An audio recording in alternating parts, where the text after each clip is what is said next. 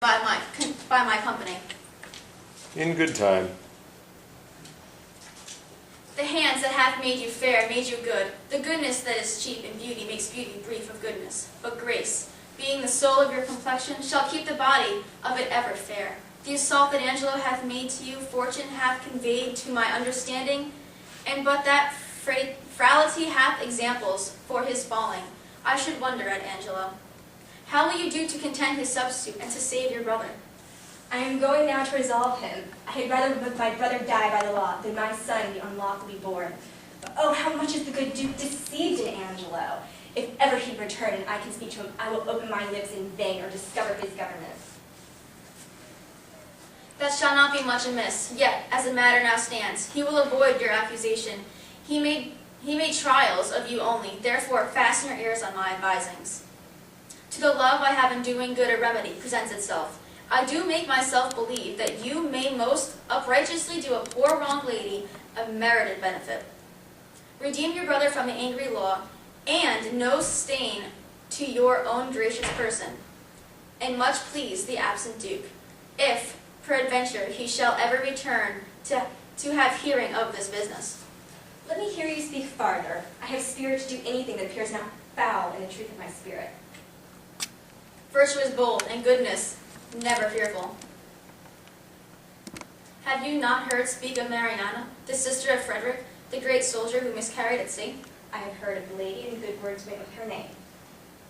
So, she should this Angelo have married, was a fancy to her by oath, and the nuptial appointed, between which time and the contact a limit of the solemnity, her brother Frederick was wrecked at sea, having in that perished vessel the dowry of his sister. But mark now heavily this befell to the poor gentlewoman. There she lost a noble and renowned brother, and his love toward her ever most kind of and natural, with him the portion and sinew of her fortune, her marriage dowry. But both her convenant husband, this well-seeming Angelo. Can this be so? Did Angelo so leave her? Left her in tears, and dried not one of them with his comfort. Swallowed his vows whole, pretending in her discoveries of dishonor. And few bestowed her on her own lamentation, which she yet wears his sake, and he, a marble to her tears, is washed with them, but relents not. What a merit were it in death to take this poor maid from the world! What corruption in this life that it will let this man live!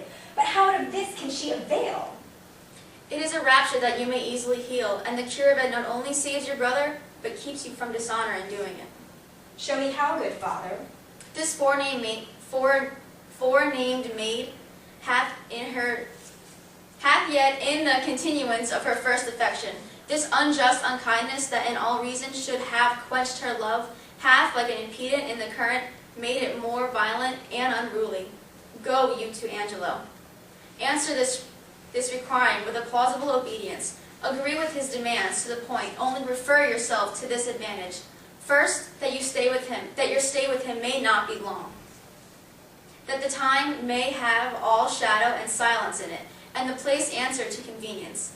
This being granted in course, and now follows all. We shall advise this wronged maid to speed up your appointment. Go in your place. If the encounter acknowledge itself hereafter, it may compel him to her recompense. And here, by this, is your brother saved, your honor untainted, and the poor Mariana advantaged, and the corrupt deputy scaled. The maid will, I fain, make fit for this attempt. If you think well to carry this as you may, the doubtness of the benefit defends the deceit from reproof. What think you of it? The image of it gives me content already, and I trust it will grow to the most prosperous perfection. It lies much in your holding up. Haste you speedily to Angelo. For this night he entreats you to his bed. Give him promise of satisfaction. I will presently to St. Luke's. There at the moated grange resides his dejected Mariana. And that place call upon me, and dispatch with Angelo, that it may be quickly. I thank you for this comfort. Very well, good father.